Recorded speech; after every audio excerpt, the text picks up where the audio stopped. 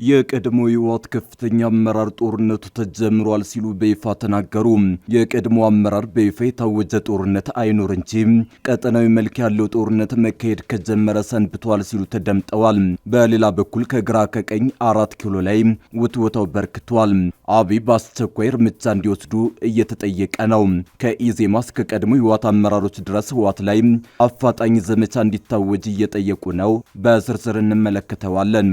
አይኤምኤፍ የ4 ኪሎን ጉሮሮ ጠርንፎ ይዟል። በጠቅላዩ አንደበት የእናት መቀነት በሚል የተሞካሸው ተቋም ከእናት መቀነቱ ባላንጣነቱ ጎልቶ እየታየ ነው። ይህን ተከትሎ በአይኤምኤፍ የፖሊሲ አወቃቀር የተጨነቀው የ4 ኪሎ መንግስት በቀጣይ ዓመት ከፍተኛ ታክስ ህዝቡ ላይ ሊጨምር እንደሆነ ተረጋግጧል። እንመለስበታለን። ትራምፕ ለ38ኛ ጊዜ ከኢራን ጋር ለመስማማት መቃረባቸውን ሲናገሩ ኢራን አስፈሪና አዲስ ሚሳኤል ይፋ አደረገች። ትራምፕ ሌሊቱን ኢራን ላይ ለመፈጸም ያቀዱትን ጥቃት ያስቀሩ ሲሆን አሁንም ግን ዛቻቸውን እንደቀጠሉ ነው። በዝርዝር እናስደምጣቸዋለን። በቀብር ስነ ስርዓት ላይ በደረሰ የድሮን ጥቃት ቢያንስ 4 ሰዎች ተገደሉ። ክስተቱ በርካቶችን ያሳዘነ ሆኗል። ታደምጡታላችሁ። አክብሮታዊ ሰላምታችን በያላችሁበት የዓለም ዳርቻ የረሳችሁ የተወደዳችሁ የአንድ አፍታ ሚዲያ ቤተሰቦች ከአንድ አፍታ ለአሁኑ መደመጥ አለባቸው ያልናቸውን ዜናዎች ወደ እናንተ የምናደርስበት ሰዓት ላይ ተገኝተናል። አብራችሁን ትቆዩ ዘንድ ግብዣችን ነው።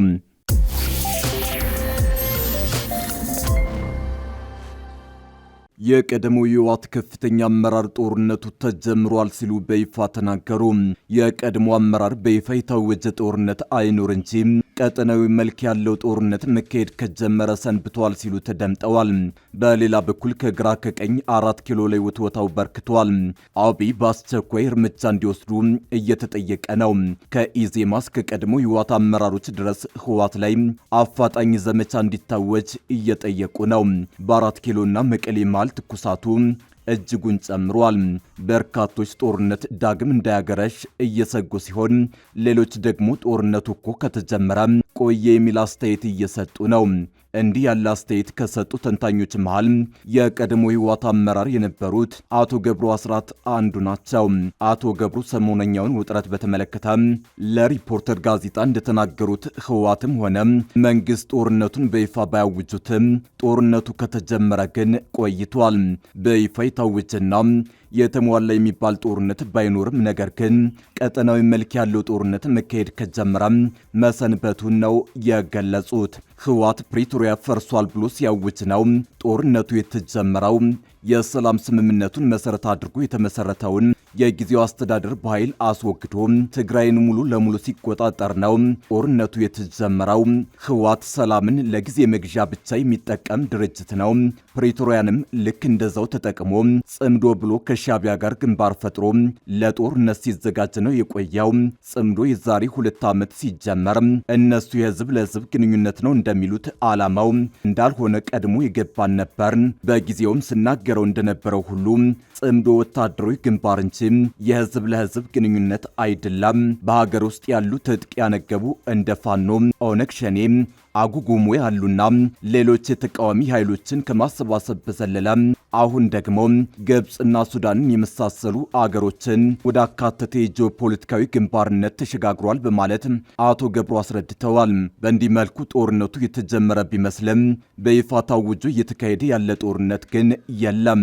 ነገር ግን አሁንም ከግራ ከቀኝ የፌዴራሉ መንግስት እርምጃ እንዲወስድና ዘመቻም እንዲጀምር የሚጠይቁ በርክተዋል። በእርግጥም ጦርነቱ አይቀር እየመሰለ ነው። ጌታቸው ረዳና ሬድዋን ሁሴን በቀናት ውስጥ ህወሓት መጠነ ሰፊ ጥቃት ለመክፈት ተዘጋጅቷል በማለት መረጃን አጋርተዋል። በህወሓት በኩልም ግዙፍ የሚባሉ ወታደራዊ እንቅስቃሴዎችንና ውሳኔዎች እየተላለፉ ነው። በተመሳሳይ አዲስ አበባ የተቀመጡ ፓርቲዎችና ፖለቲከኞችም ማዕከላዊ መንግስቱ በትግራይ ዘመቻ አውጆ ህወሓትን እንዲያጠፋ እየጠየቁ ይገኛሉ። ከነዚህም መሃል ኢዜማ አንዱ ነው። ፓርቲው ለ4 ኪሎ ባቀረበው ተማጽኖ ህወሓትን አጥፉልን በማለት መንግስትን ተማጽኗል። አይኤምኤፍ የ4 ኪሎን ጉሮሮ ጠርንፎ ይዟል። በጠቅላዩ አንደበት የእናት መቀነት በሚል የተሞካሸው ተቋም ከእናት መቀነትነቱ ባላንጣነቱ ጎልቶ እየታየ ነው። ይህን ተከትሎ በአይኤምኤፍ የፖሊሲ አወቃቀር የተጨነቀው የ4 ኪሎ መንግስት በቀጣይ ዓመት ከፍተኛ ታክስ ህዝቡ ላይ ሊጨምር እንደሆነ ተረጋግጧል። በመጪው ዓመት የመንግስት ገቢን ለማሳደግ ያግዝ ዘንድ ከታክስ ነጻና የግብር እፎይታ አሰራር ሊቀር መሆኑ ተሰምቷል። በዚህም ከዚህ ቀደም ከጉምሩክ ቀረጥ ነጻ ተደርገው ወደ ሀገር ይገቡ የነበሩ ዕቃዎች ከመጪው በጀት ዓመት ጀምሮ ቅናሽ የጉምሩክ የቀረጥ ምጣኔ እንዲከፍሉ ይደረጋል ተብሏል። በዚህም 22.5 ቢሊዮን ብር ለመሰብሰብ መታቀዱን የገንዘብ ሚኒስቴር ለፓርላማው ያቀረበው ረቂቅ በጀት ያሳያል። በተጨማሪም የገቢ ግብር እፎይታ አሰራርን ቀሪ በማድረግ የግብር እፎይታ ይሰጣቸው የነበሩ በቅናሽ ምጣኔ ግብር በማስከፈል ሌላ 22.5 ቢሊዮን ብር እንደሚሰበሰብ በረቂቁ ሰፍሯል። ከዚህ ቀደም የሴቶችን ስራ ለማቃለል በሚል የልብስና የዕቃ ማጠቢያ ማሽኖች ከቀረጥ ነጻ እንዲገቡ ከተፈቀዱት መካከል ነበሩ። በተጨማሪም የጤናና የግብር ዘርፍ የተለያዩ መሳሪያዎች ከቀረጥ ነጻ ይገቡ እንደነበረ ይታወሳል። ለአካል ጉዳተኞች የሚያግዙ የተለያዩ ዕቃዎችም ከጉምሩክ ቀረጥ ነጻ ነበሩ። በሌላ በኩል መንግስት ገቢን ለማሳደግ የኤክሳይዝ ታክስን ለማስተዳደር ዘመናዊ የቴምበር ስርዓትን በመዘርጋት ከዚህ ቀደም ባልነበረ አዲስ አሰራር ኢኮኖሚው ተጨማሪ 33.8 ቢሊዮን ብር እንዲያገኝ እቅድ ተይዟል ተብሏል።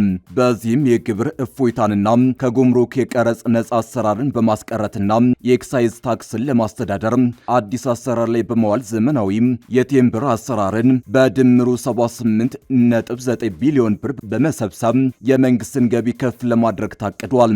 ይህም ከዚህ ቀደም ኢኮኖሚው ከሚያውቃቸው የገቢ ምንጮች የሚገኝ አዲስ የገቢ ምንጭ ይሆናል እንደማለት ነው።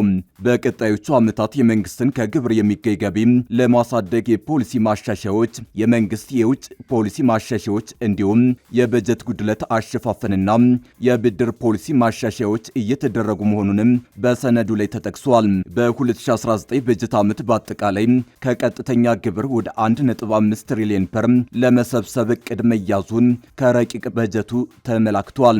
በተለይም ከቅጣትና ከመንግስት የአገልግሎት ሽያጭ እንዲሁም ከመንግስት ኢንቨስትመንት የሚገኝ ገቢ በወቅቱ በመሰብሰብ በአጠቃላይ ከታክስና ታክስ ካልሆኑ ምንጮች 1.6 ትሪሊዮን ብር የሀገር ውስጥ ገቢ በመጪው በጀት ዓመት ይሰበሰባል ይላል ረቂቅ በጀቱ። ትራምፕ ለ38ኛ ጊዜ ከኢራን ጋር ለመስማማት መቃረባቸውን ሲናገሩ ኢራን አስፈሪና አዲስ ሚሳኤል ይፋ አደረገች። ትራምፕ ሌሊቱን ኢራን ላይ ለመፈጸም ያቀዱትን ጥቃት ያስቀሩ ሲሆን አሁንም ግን ዛቻቸውን እንደቀጠሉ ነው።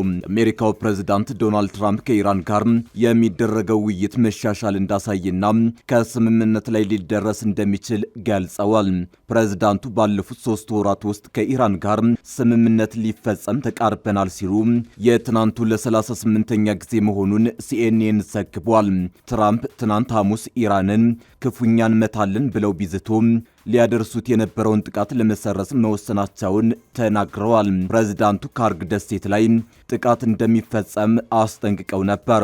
ከኢራን ጋር የሚፈረመው የመግባቢያ ሰነድ የመጨረሻ ደረጃ ላይ መድረሱን ጠቅሰው በዚህ ሳምንት ስምምነቱ ሊገባደድ እንደሚችል አስረድተዋል።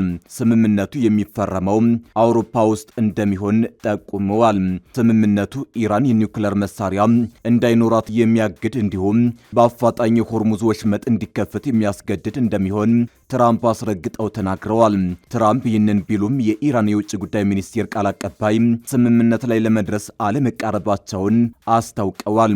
አሜሪካ በድርድሩ ከልክ ያለፈ ጥያቄ እያቀረበች እንደሆነም ጠቅሰዋል። ኳታር ሁለቱንም ሀገራት ለማሸማገል ጥረት እያደረገች እንደሆነም ተጠቁሟል። በሌላ በኩል ኢራን አዲስና ፈጣን 27 ረጀብ የተሰኘ የክሩዝ ሚሳኤል ተሸካሚ የጦር ጀልባ ይፋ ማድረጓን አስታውቃለች። ይህ መሳሪያ የጠላትን ወታደራዊ ኢላማዎች በቀላሉ የሚያወድም እንደሆነም ታውቋል። ከዚህ በተጨማሪም 27 ረጀብ ኢራንን የልብ ልብ የሚሰጥ እንደሆነም ተነግሮለታል። በአሜሪካና በኢራን መካከል እየተደረገ ያለው ጦርነት አሁንም ቀጥሏል። በዚህ ወቅት ታዲያ ቴህራን ይፋ ያደረገችው ዘመናዊ መሳሪያ ከፍተኛ ስጋት ፈጥሯል። የኢራን እስላማዊ አብዮታዊ ጥበቃ ጦር የባህር ኃይል በፋርስ ባህረ ሰላጤ ያለውን የወታደራዊ ሚዛን ይለውጣል የተባለለትን 27 ረጀብ የተሰኘ አዲስና እጅግ ፈጣን የጦር ጀልባ በቴህራን ኢንቅላብ አደባባይ ለህዝብ ይፋ አድርጓል።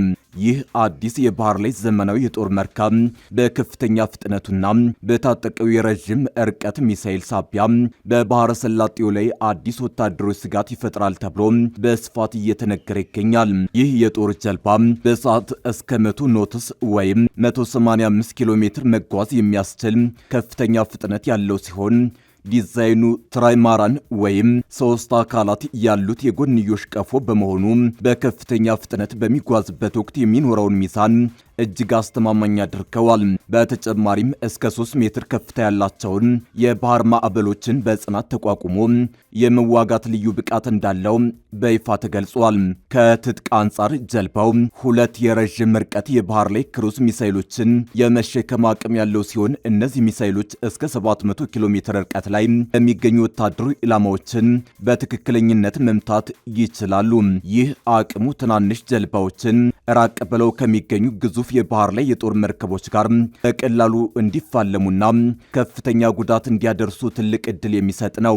የዚህ ዘመናዊ ጀልባ መታጠቅ ኢራን በሆርሙዝ ሰርጥና በፋርስ ባህረ ሰላጤ የምትከተለውን የምሽት ፍሊት ወታደራዊ ስትራቴጂ ይበልጥ ያጠናክረዋል። ይህ ስትራቴጂ ግዙፍ የጦር መርከቦችን በብዛት ከመጠቀም ይልቅ በርካታ ፈጣን፣ በቀላሉ በራዳር የማይታዩና በከባድ ሚሳኤል የታጠቁ ትናንሽ ጀልባዎችን በቡድን በማሰማራት የጠላትን ግዙፍ የጦር መርከቦች ከጥቅም ውጪ ማድረግ ላይ ያተኮረ የጦር ስልት ነው። በሱዳን በቀብር ስነ ስርዓት ላይ በደረሰ የድሮን ጥቃት ቢያንስ 4 ሰዎች መገደላቸው ተሰማ። በሱዳን ኤል ኦቤድ ከተማ የቀብር ስነ ስርዓት እየተካሄደ ሳለ በደረሰ የድሮን ጥቃት ሳቢያ ቢያንስ 4 ሰዎች መገደላቸውን 2 የሰብአዊ መብት ተቋማት አስታውቀዋል። በጥቃቱ በርካታ ሰዎች ጉዳት እንደደረሰባቸው ሱዳን ዶክተርስ ኔትወርክና ኢመርጀንሲ ሎየርስ የተባሉ የመብት ተሟጋች ቡድኖች ገልጸዋል። ሁለቱ ተቋማት ለጥቃቱ ተጠያቂ ያደረጉት የሱዳን ፈጥኖ ድራሽ ኃይሎችን አርኤስኤፍ ነው። ኢመርጀንሲ ሎየርስ እንዳለው ከረቡዕ አንስቶ በተፈጸሙ የድሮን ጥቃቶች ቢያንስ 23 ሰዎች ተገድለዋል። አርኤስኤፍ ስለቀረበበት ክስ አስተያየት አልሰጠም። ኤል ኦቤድ ከተማ አሁን ላይ በፈጥኖ ድራሽ ኃይሉ ቁጥጥር ስር እንደምትገኝ ይታወቃል። ከተማዋ በ3 ዓመቱ የሱዳን የእርስ በርስ ጦርነት ዋነኛ የውጊያ አውድማ ከሆኑት መካከል ትጠቀሳለች። የሱዳን የእርስ በርስ ጦርነት ከዓለም እጅግ የከፋውን ሰብአዊ ቀውስ ያስከተለ ሲሆን ከ11 ሚሊዮን በላይ ሰዎች ከቤት ንብረታቸው ሲፈናቀሉ ከ28 ሚሊዮን በላይ የሚሆኑት ለከፍተኛ ረሃብ ተጋልጠዋል። ምን ያህል ሰዎች እንደሞቱ ይፋዊ አሃዝ ባይኖርም ቢያንስ 50 ሺህ እንደተገደሉ ይገመታል። ኢመርጀንሲ ሎየርስ እንዳለው በመኖሪያ ቤቶች አካባቢ፣ አውሮፕላን ማረፊያ አቅራቢያና በወታደራዊ ሰፈር ዙሪያ የድሮን ጥቃት ደርሷል። በጥቃቱ 13 ንጹሃን መገደላቸውን አስታውቋል።